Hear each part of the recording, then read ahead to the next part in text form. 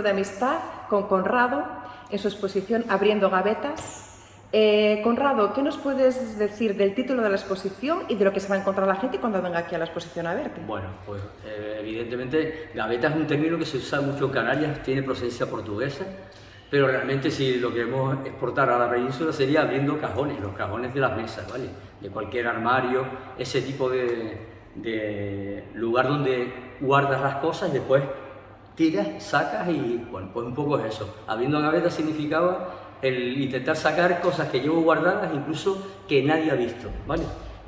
La realidad es que la exposición empieza por eso, por la primera antesala, que son dibujitos pequeñitos, formato de 20 por 10, en fin, ese formato que es realmente el de las agendas donde dibujas, lo que los pibes de hoy en día llaman sketchbook, ¿no?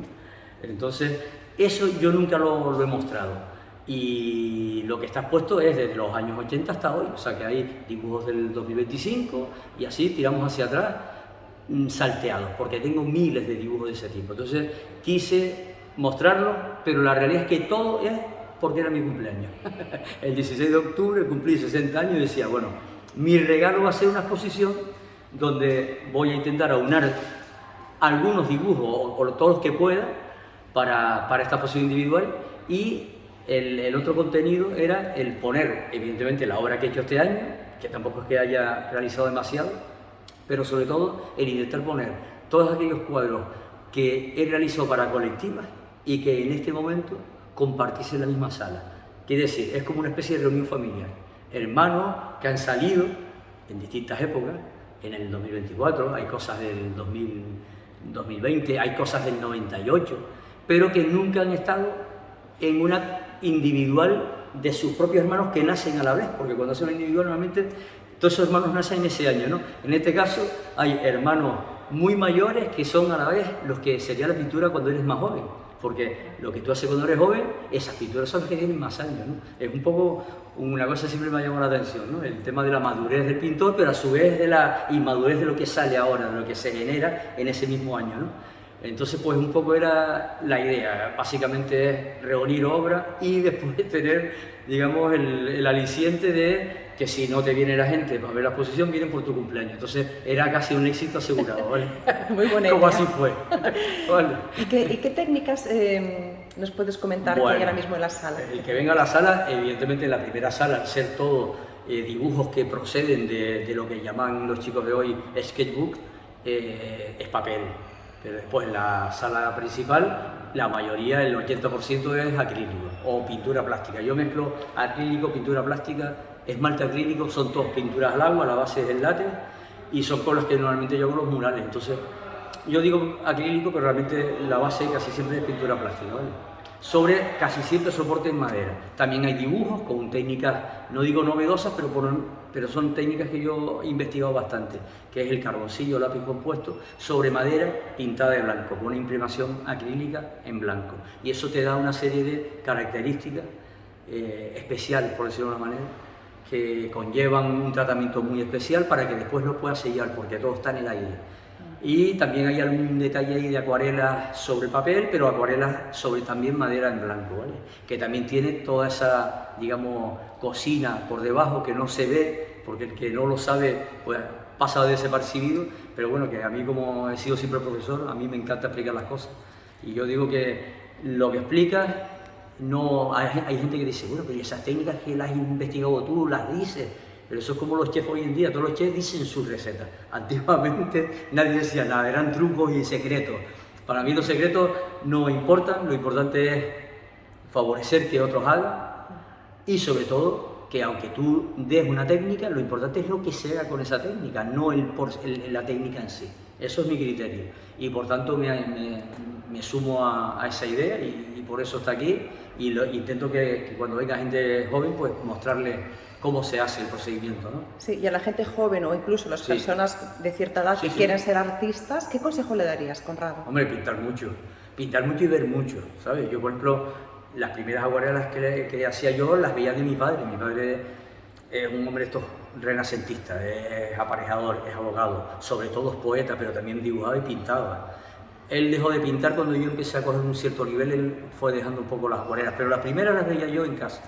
Entonces, Es verdad que si tú pintas sin ninguna noción, sino lo que te sale a ti, es muy bueno, pero a lo mejor técnicamente hay cosas que, teniendo referencias de gente o de gente que te pueda aportar conocimientos, pues tú progresas mucho más rápido, ¿no? Entonces, el que empieza lo que tiene que tener es ganas de empezar y ganas de hacer. Y desde luego, informarse. Hoy en día no tienes problema porque tienes masterclass en todos lados. O sea, eso es algo que antes no había.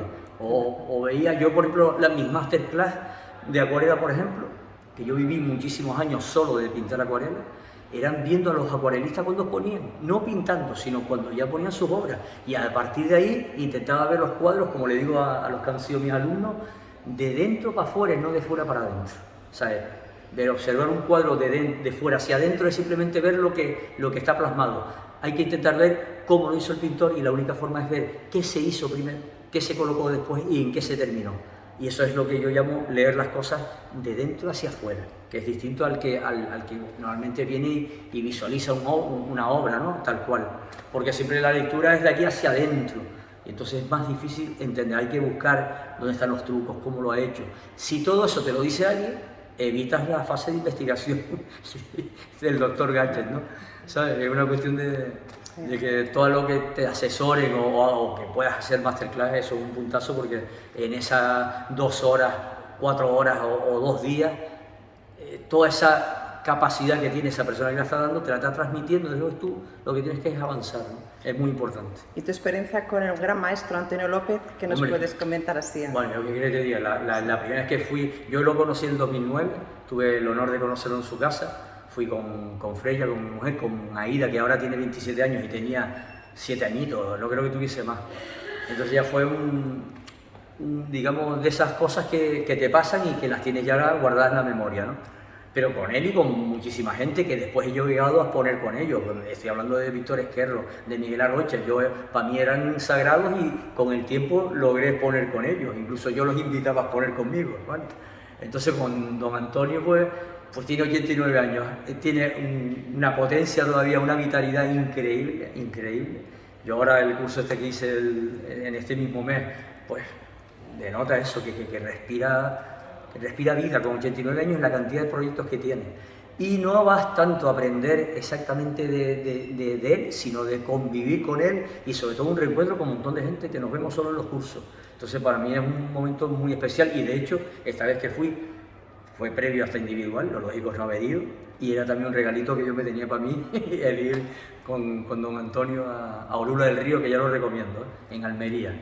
Increíble el museo de Andrés Ibáñez, que es el que dio el curso con don Antonio, mucho más joven que don Antonio, más joven que yo, y tiene un museo brutal, que lo han extendido hacia Almería capital, pero bueno, ya se oirá porque es un museo que lo ponen en Google, ponen Museo Andrés Ibáñez, Olula del Río, y eso, Olula del Río es la zona de los mármoles, donde sale el mármol de fabricación en España, es la zona de Macael, Olula del Río, hay otro pueblito al lado que también, y es lo que llaman el oro blanco, por el tema del mármol. En fin, un placer estar con él siempre, siempre. Pues, ¿algo más que decir? Nada, que tienen poco tiempo para venir, pero que no pasa nada, seguro con el post tuyo pues verán imágenes y en fin, y si no me buscan por Google, tú sabes que tampoco es tan complicado, en fin. Pues muchísimas gracias, Conrado. Y a los oyentes sería, bueno, como se diga, a tus seguidores, ¿vale? Venga, un besito grande.